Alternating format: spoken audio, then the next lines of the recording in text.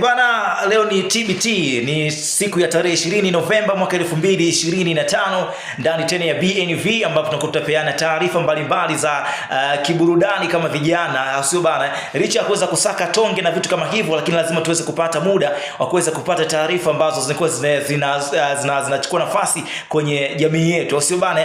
Sasa story ambayo ninayo kwa siku ya leo bana, inatoka kwenye kiwanda cha Bongo Flava kabisa, na hapa inamhusu Mbosso Kani bwana. Unajua mwaka huu 2025 Mbosso amefanya jambo kubwa baada ya kuachia EP yake ambayo inaitwa Room Number 3, ambayo ngoma ilikuwa na moja kati ya ngoma ambayo ilikuwa inafanya vizuri sana mle ndani. Ngoma inaitwa Power. Mpaka sasa hivi ngoma hiyo ina zaidi ya watazamaji milioni 47. So inakuwa ngoma kubwa zaidi kwa upande wa Mbosso Kani kwa mwaka huu 2025. So wewe ambaye unanisikiliza muda huu hapa, unataka kufahamu kwamba Mbosso Kani mwaka huu amefanya makubwa kupitia albamu ya EP yake ya Room Number 3, na yeye anahitaji kama ngoma bora zaidi ya mwaka huu 2025 kuweza kuifanya na kuweza kupokelewa vizuri na mashabiki wake. So leo mapema bana, Mbosso Kani kupitia page yake Instagram yametusanua kwamba Power inaenda kupata remix kutokea nchi tatu: Tanzania, Rwanda, lakini pia kutokea pale bana ni pale of course ni Kenya 254, au sio bana?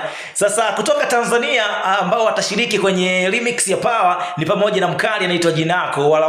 Unamfahamu mzee wangu ya GR7 nani? Yes, je, unampata? Lakini atakuepo Bill Nenga, mkali pia wa hip hop fulani hivi ambayo inaimbika, au sio bana? Mpaka watoto hakika wanaimba ngoma ambazo ni hip hop ya Bill Nas. Lakini pia atakuepo Darasa CMG kutoka Tanzania, atahusika pia kwenye remix ya Power ambayo inaenda kudondoka leo saa 6 usiku. So shabiki wa Mbosso, shabiki wa Darasa na shabiki wa Billnass, popote pale utakuwa na shabiki wa Mbosso Kani, tarajia remix ya Mbosso Kani ambayo inaitwa Power kutoka Tanzania. So tunasogea mpaka 254 ambapo tunakutana na pale, tutakutana na mtu mzima anaitwa Khaligraph Jones. Wote tunamfahamu uwezo wake ulivyokuwa mkubwa kinoma noma, lakini atakuwepo na Bien bana. Wote tunafahamu kwamba uwezo wa Bien Tanzania watu wengi wamekuwa kiukubali kinoma noma, mpaka kuna muda akawa anasema tuwape moja ya Tanzania zaidi watupatie nani?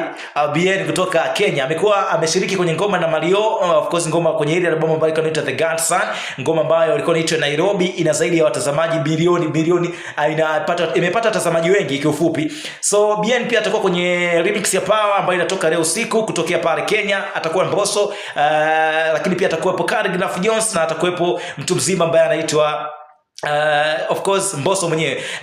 Lakini tunasogea mpaka mitaa fulani vya Rwanda pale ambapo ngoma hii ya Power amepewa zamana, anaitwa Zeben bana. Zeben pia amepewa zamana ya kuweza kuingia kwenye remix ya Power ambayo ni moja ya ngoma kutoka Bongo ambayo imekuwa ikifanya vizuri. So tutegemee makubwa siku ya leo usiku, na battle litakuwepo tuweze kuona Tanzania, Kenya na Rwanda, nani ambaye atakuwa amefanya vizuri remix ya Power. So hapo ndo pazuri na kila mmoja amekuwa kitamani akiwa anasubiri sasa, je, Tanzania, Kenya au Rwanda watafanya vizuri? Pia shabiki ambaye unasikiliza muda huu, unaweza kutoa maoni yako, unahisi ni nani ambao wataua? Je, ni Kenya, Tanzania au Uganda?